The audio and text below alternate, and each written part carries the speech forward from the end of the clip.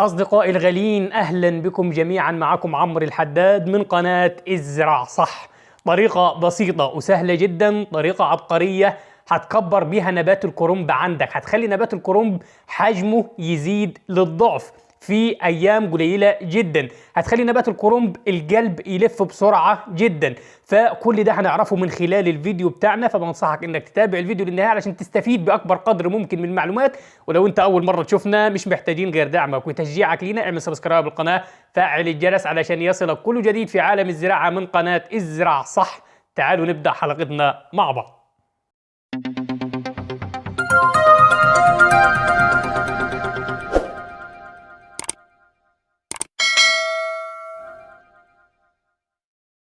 ورجعنا مع حضراتكم مرة تانية يا أصدقائي علشان نشوف إزاي نزيد من حجم نبات الكرنب، إزاي نكبر نبات الكرنب، إزاي نخلي حجمه يزيد، إزاي نخلي القلب بتاعه يلف بسرعة.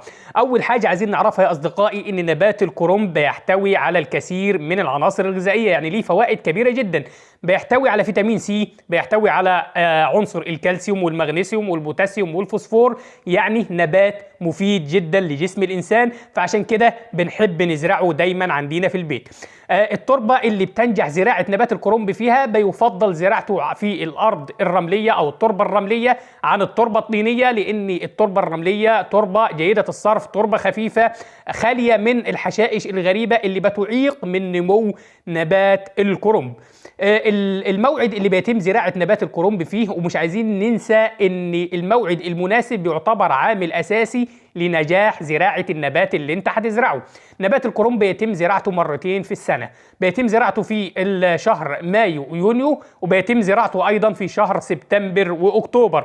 الحصاد بتاعه بياخد يعني من 2.5 ل3 شهور مزروع في الارض، وبعد كده بتتم عملية الحصاد. طيب ايه هي يا اصدقائي الطريقة اللي هنكبر بيها ونزيد من حجم نبات الكرنب ونخلي القلب بتاعه يلف بسرعة جدا؟ الطريقة بسيطة وسهلة جدا وغير مكلفة تماما.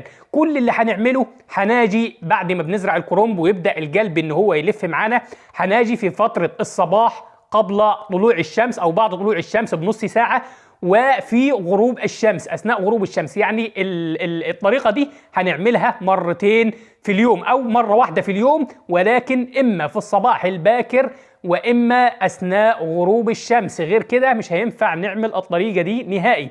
كل اللي هنعمله، هنحاول ان احنا نرش ميه زي ما حضراتكم شايفين في قلب الكرنب نفسه او الملفوف. طبعا الكرنب اسمه الملفوف.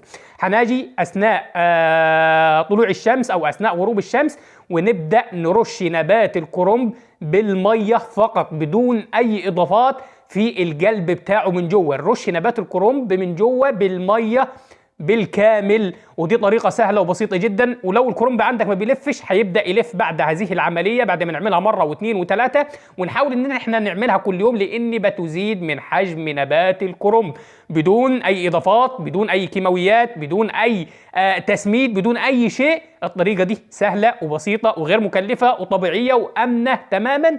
كل اللي هنعمله ان احنا هنبدأ نرش المية في قلب نبات الكرنب او الملفوف اثناء طلوع الشمس او اثناء غروب الشمس. وهو ده الفيديو بتاعنا بتاع النهارده، فيا رب يكون عجب حضراتكم وتكونوا استفدتوا حاجه منه. لو عجبك الفيديو ما تبخلش علينا، اعمل سبسكرايب للقناه، فعل الجرس عشان يصلك كل جديد في عالم الزراعه من قناه ازرع صح. شكرا لكم على المتابعه، والسلام عليكم ورحمه الله وبركاته.